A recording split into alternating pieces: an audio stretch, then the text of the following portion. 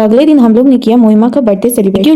अगले दिन हम लोग गए थे डियर पार्क घूमने और उसके दूसरे दिन लोग निकल गए थे बोलपुर के लिए, जहाँ पे होगा मोहिमा का बर्थडे सेलिब्रेट। देखो सुबह सुबह निकले हैं तो फटाफट से अपना पेट पूजा कर लेते हैं, नहीं तो सारा दिन खाना नहीं होगा, इसलिए फटाफट से एक डिम टोस्ट और ढोकला खाने के बाद हम लोग सीधा निकल गए थे अगले बार जहाँ में हम लोग स्टे किए। हाँ, शांति निकेतन का वही रिजॉर्ट जहाँ पे हम 2-3 बार चले गए हैं।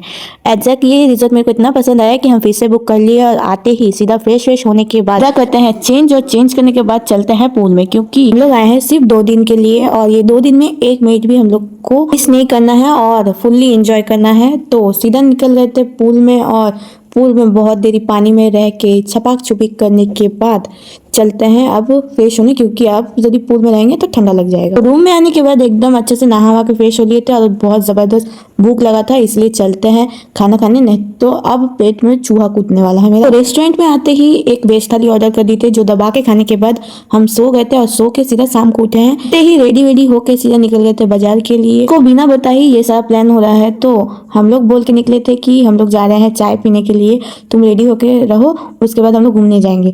बट यहाँ पे आके सारा फूल वूल ये केक पसंद किए और आते ही तो रेडी वेडी होके एकदम बैठी हुई थी घूमने जाने के लिए, बट मैं आते ही सीधा कैंसिल कर दी, कहीं घूमने नहीं जाना होगा, इसलिए बहुत चिल्ला रही थी। 12 बजे में कुछ देर बाकी है और हम इतना सुंदर सा डेकोरेट कर दिए हैं उसके बर्थडे के लिए। जैसे ही 12 बजा उसको आते ही गेट में एकदम सारा स्नो से सजा दिया गया।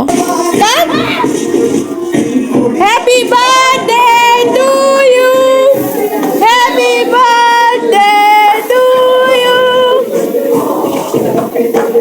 अच्छी तरह से केक ठुसाने के बाद और केक लगाने के बाद फिर आपसे देखा होता है नेक्स्ट व्लॉग में। आज के लिए टाटा।